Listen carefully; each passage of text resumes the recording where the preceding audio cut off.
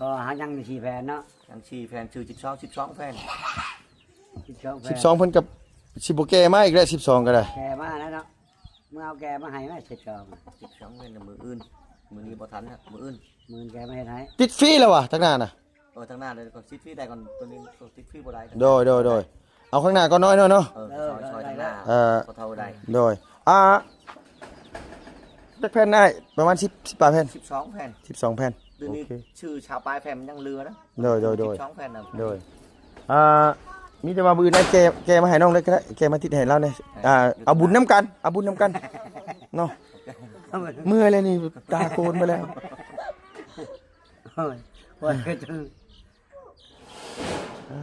พี่น้องเลยเนาะถือว่านี่ให้หมูให้เล่าแล้วเลยนะเมืองค่อยๆเฮ็ดได้เงินมันใส่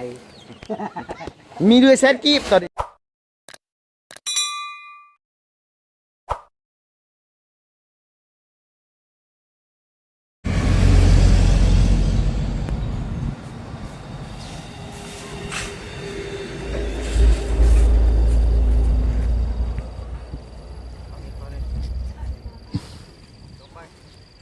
โดยสบายดีได้เด้อบ่ได้ไปเฮ็ดเวียกบ่บัดนี้บ่มื้อนี้เฮาตัดหญ้าบนงานนี่โอ้เวียกอยู่เรือนกันมาโดยก็ได้อันว่ามีเวียกอยู่โรงงานตัดหญ้าอยู่หั่นสบายดีได้สร้างเด้อสบายดีน้ำหมู่บ้านนี่ซื้อมาแล้วอันว่าอยู่ตารางพุ่นเด้อ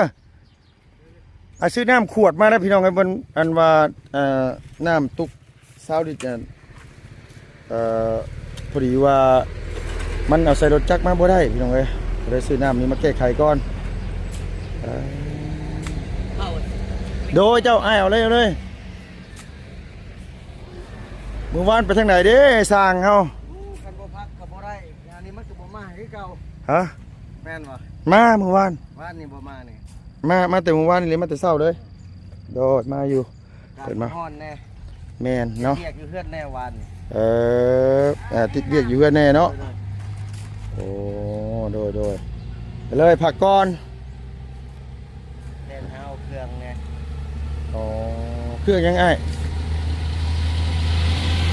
แปลวเสามาแปลวเสามาปลูกเครื่องตัวเองนี่บ่ต้นหนึ่งเท่าไรอ้ายสิมือนี่บ่เสาหากไปยืมโมต้นหนึ่งกับเสาเล็กอ๋อเห็ดโครงเล็กบ่โอ้โดเพราะว่าอ้ายแล้วสำนานเรื่องเล็กหลายกลัวด้วยเนาะพวกตอดพวกอะไรนี่ไม่กลัว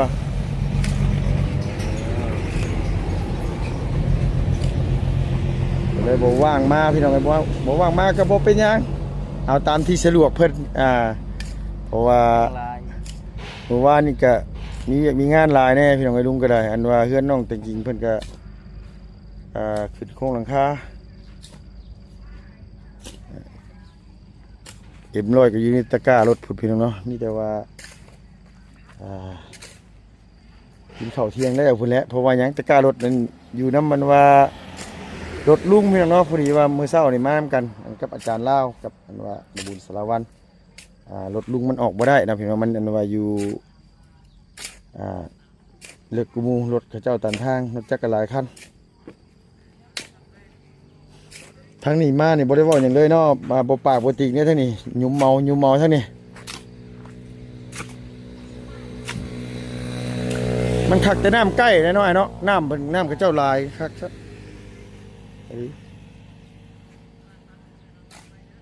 อันเสือกที่น้องซื้อมาเมื่อนั้นไอ้เอาออกหรือเปล่าโดยได้ยังเหรอเนาะได้โดยเพราะว่าเอาตัวอันเส้นใหญ่แน่พี่น้องไอ้เพราะว่ามานี่แหละเอาท่อสวมลงหลุม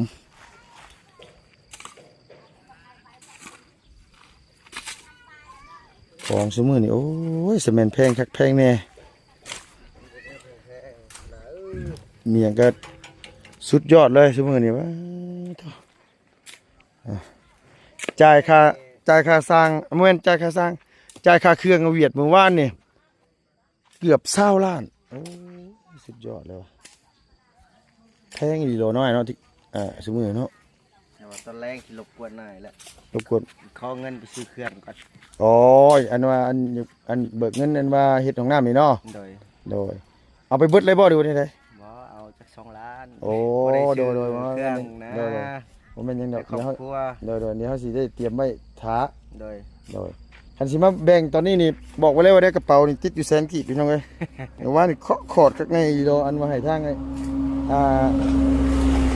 สร้างเวียดเฮาพอดีว่าอัน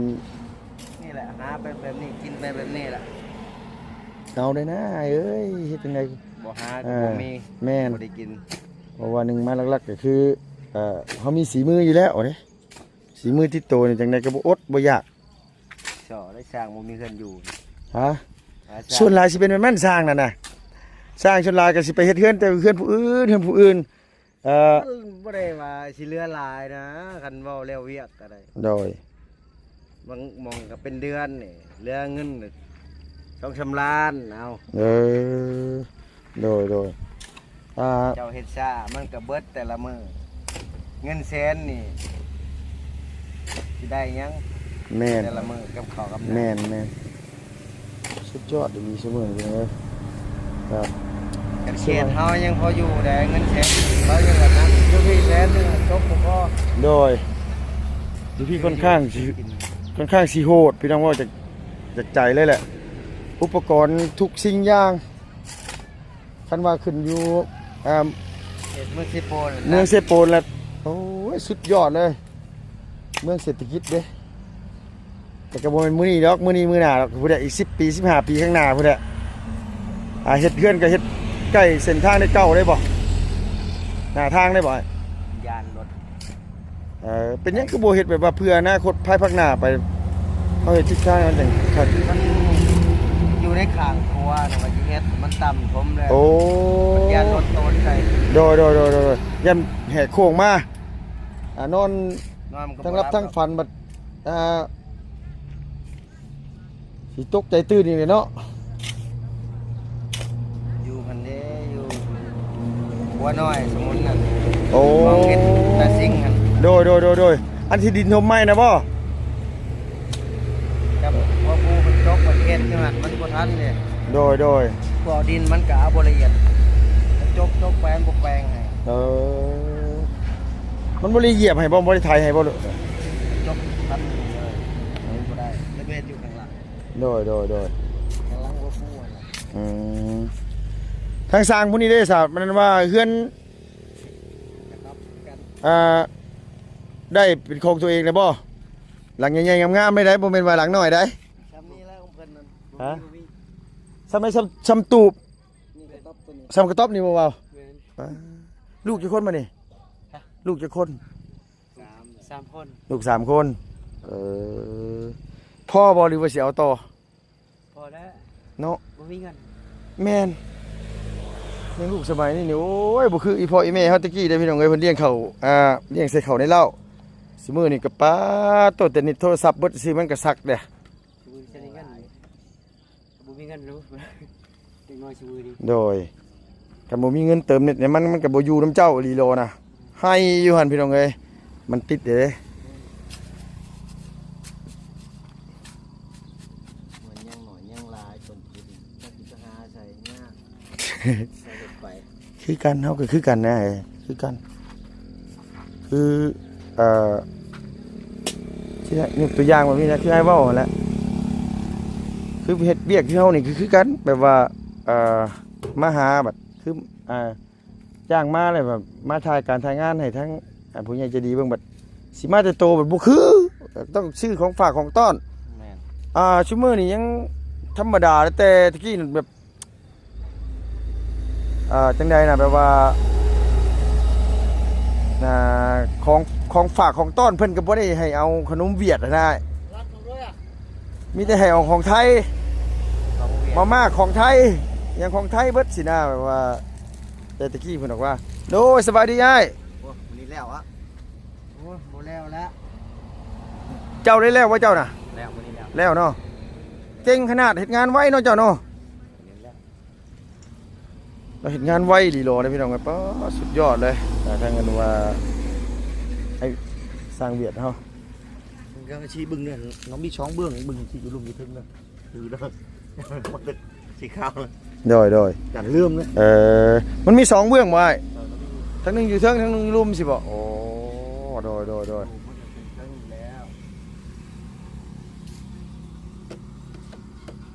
แมตตัวได้80บ่ตัวนี้ 80กินละเบ้าเขาบานให้ดูยะหรือเปล่าฮะปูรัดเม็ดนึงมันแม่ละตามด้วยกินเวียดชาวไม่จีบ ระบาด ต้นนี่ต้นนี่ có loại rẻ ไม่จงเงาจงนี่ được pin min ấy từ bừng min ấy đang cái chi khử cănตัวหน้าตัวบางบินมินเช็คไปก็มี โดย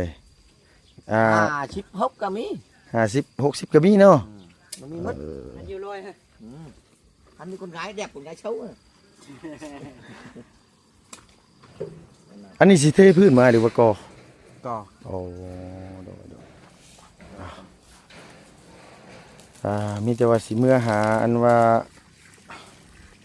แต่งอยู่แต่งกินก่อนพี่น้องไอ้บัดที่นี่ก็ได้อันว่ามาแต่เช้ายังไม่กินข้าวเช้าเลยมื้อนี้ก็พอก่อน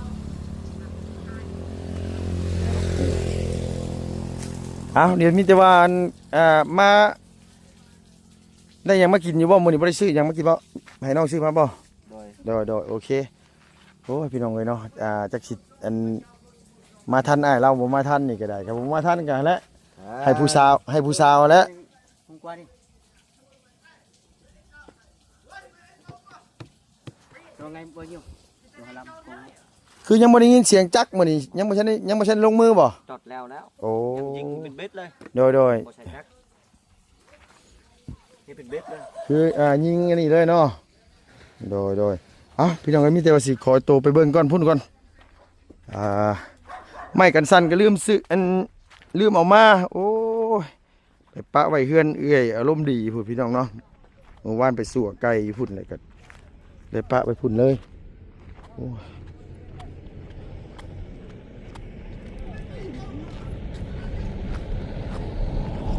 โอ้ยยางก็จะปูทางมาอย่างไรก็จะกำลังสิเริ่มปูทางเนาะ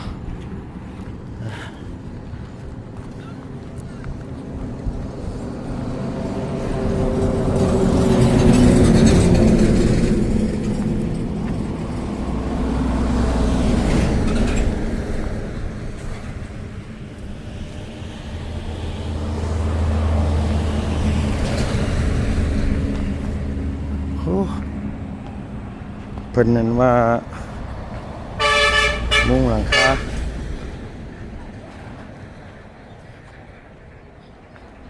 ยาวอีโลเนาะโอ้ย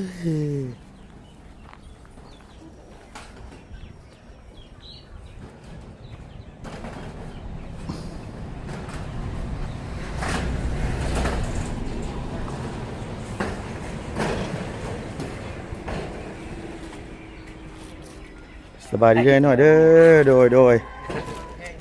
อันว่าหมายความว่ามาจะเศร้าเติบได้เนาะเพิ่นได้หลายแผ่นเป็นเนาะบ่ได้ไปขายไก่แล้วว่ามื้อนี้ก็ได้ ก็ ไปขายได้ ไม่ได้ไก่มันตายไปแล้ว ชื่อไก่มาตายแล้ว โดย ไก่งาม ซื้อไก่มากก็ดีใจโพดผมเอาเบิกเอาใจก็มุงดีใจได้เฮือนเลยต่อขายก็ได้เป็นอย่างไก่งามๆก่อนมันเนาะเบิ่งไก่งามๆ ไอ้ซื้อมาตัวเท่าไหร่นั่นน่ะ ชื่อตัวชงแสนไก่ ตัว200,000 ไก่ชง ไก่ งาม ไก่ตัวที่น้องเอามือคั่วเมื่อคืนนะ โบอันตัวนั้นก็ชื่อ3แสนตัวใหญ่ ชื่อ300,000 3 โลเอาชื่อมาขายเขาให้ไก่ปั้มมันน่ะมันตายก่อนชุ่มน้อยๆชุ่มไก่แม่ตัวชงแสน โดย นี่ยัง2แสนชื่อเจ้านี่ชื่อเขา อันนี้บ่ แม่เขาให้ไปชื่อ ไก่นี่มันไก่ออกบ่หรือว่าบ่ทันได้ออก ไก่ออกแล้ว ไก่ออกเลยเนาะไอเวียดไปซื้อไปปั๊มอยู่เฮือนซื้อไก่ไปปั๊มไก่เจ้าอยู่เฮือนว่ะเอา มือนี่มันจะตี200 ล้าน มือสิไปตีบ่ตีใช้เวียงค้ำแม่นบ่ ออกควายเป็นคำอีกมันช่องด้านเลย เออ นับป้าเป็นคำอีก ลมฮะใกล้ๆด่านนะ โอ้โดย คือเป็นคำ โดยมือนี่สิไปซ้นเนาะไปตีมือนี่ อันนี้cái này không được không đóng được à cái này vứt à cắn răng hả เนาะเนาะ à. Không nối bên nữa à trước mặt nữa mặt mình mua ván đi ván đâu nói không đùa đầu tiên ông nói không có hết à nói làm cái máy là tường nói không mà nói hết cái ồm nó này đấy muốn em tôi nên ra em đấy em tôi nên thực sự màyอีก ตาย ตัวใดไอ้ đi đi มันพาเนี่ยมันทึ่ง โดยเอาคิดว่าไอ้ไล่มาให้เฮาแล้วบ่แม่นเนาะ โมเมนต์ในขอบทึ่ง เอาไล่ขอบเทิกอย่างเดียว ยังทึ่ง โอ้โดยเฮาว่าอยู่มันคือสิน้อยแท้คิดในใจ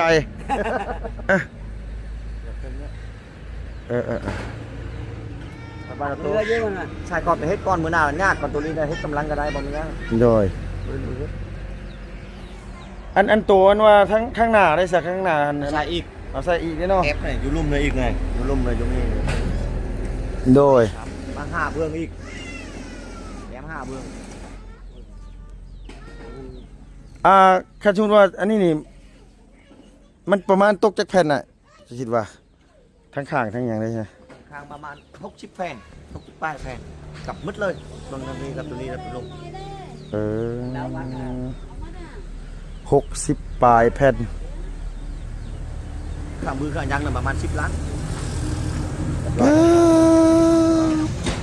cái điều tròi là khai cái bèn củaพ่อ ก่อนก็ตายเลยกรรมกรกินยัง โดย จุกูยังเรือชีแผ่นเรือตั้งเรือชีแผ่น โดย ตัดได้ต่อได้แล้วก็ช่วยเรา โดยcái điều chữ bèn là cái tròi rồi tròi hắn một tấmเลยthì có 10.000 แผ่นหนึ่งไรได้กำไรก็10 พันมันคาแกมันอีกช่วยอย่างไรครับมึงยังไงมาดูตามรถจราจรกับคอกระเช้นหนึ่งกินน้ำเหมือน โดยนึกว่าอ้ายเราไล่ทั้งตัวนี้มาได้พี่น้องเอ้ยนึกว่าเราไล่ทั้งตัวนี้มาอีกเราบ่ได้ไล่ไปซั่นน่ะคันไล่นี่ประมาณตกอยู่60 แผ่นจักเบื้องนะไอ้ 5 เบื้อง หาเบื้องเลย ทั้งหน้ากับแอมตัวนี้กับหน้า5 เบื้องเลย โอ้โดย เขาใจจะมีคือว่าแอบมันเนาะ หมด ถึงนี่ใช่ อันนี้เราจะใส่เป็นลมมาซื้อเนาะ ใช่เป็นลมไม่เชื่อ แต่ข้างๆนี่เพิ่นบ่ได้แอ้นนี่แต่ว่าคันมานี่ก็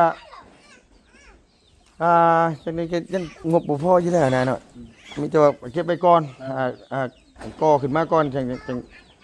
ที่เดือจังว่าอีกนี่คือนึงน้อยเนาะ ไม่นะ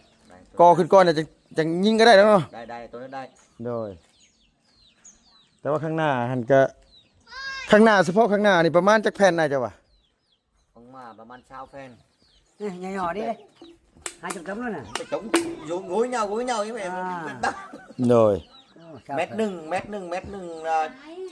bẹt phèn 16 แผ่น โดย sao phèn nó có đây nói nó ประมาณ10 ปลายแผ่นพี่น้องเอ้ยเนาะ hả nhăn thì chỉ phèn đó ยัง4 แผ่นชื่อ12 แผ่น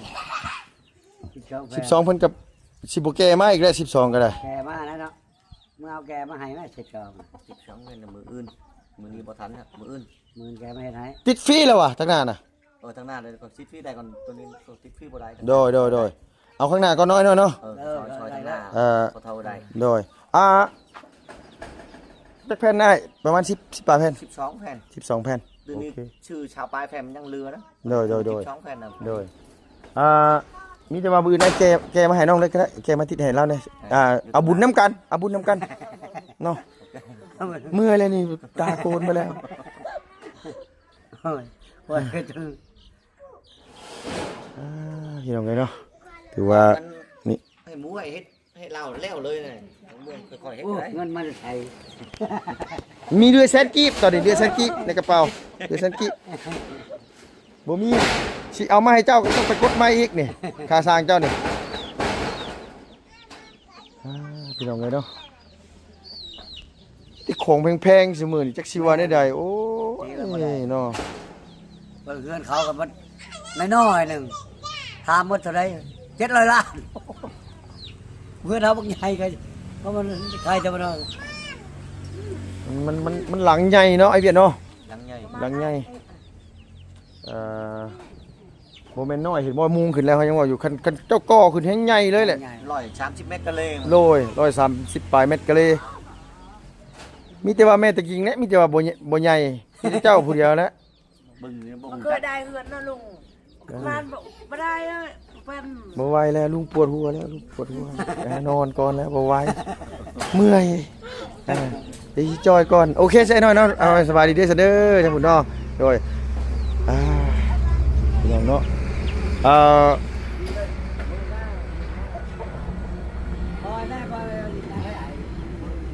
อันว่าทางอ้ายเราคัน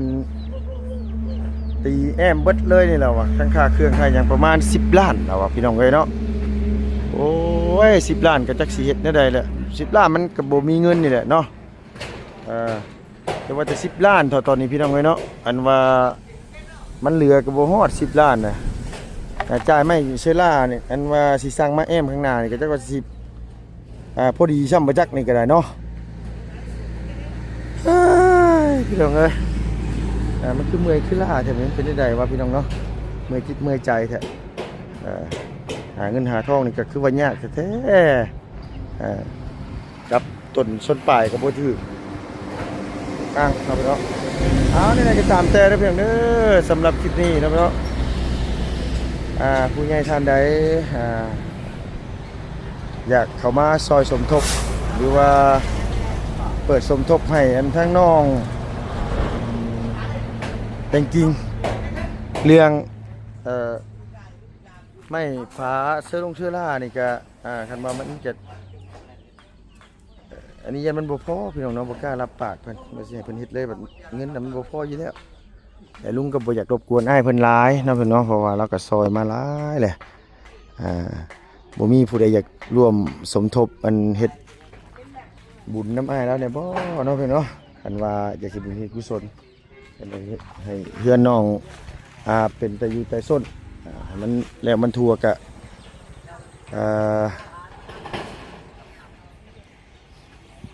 ติดต่อเข้ามาได้เพื่อนไว้ติดต่อเข้ามาได้ติดต่อลุงเหิมได้พร้อมยินดีสิเป็นสะพานบุญให้นะเพื่อนเนาะ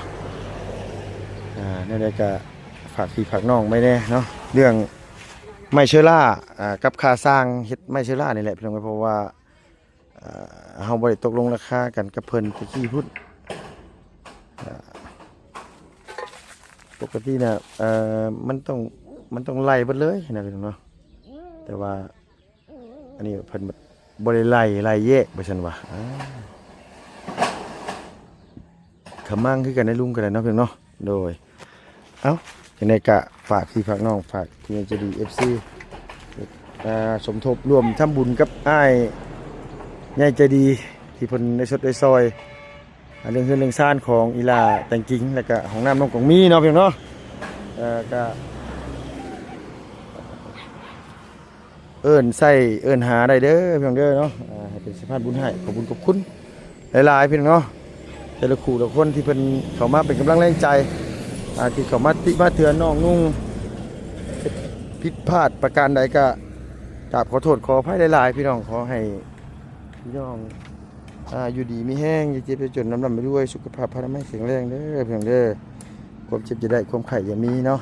ปรารถนาสิ่งใดก็ขอสมความมุ่งมั่นปรารถนาทุกๆประการให้ธุรกิจการงานยังอยู่ก็ขอให้ร่ำให้รวยเนาะขอให้ประสบความสำเร็จในหน้าที่การงานทุกสิ่งอย่างเนาะเพราะว่าสำหรับคลิปนี้ลุงไปแล้วพี่น้องบ๊ายบายสบายดีเด้อพี่น้องเด้อ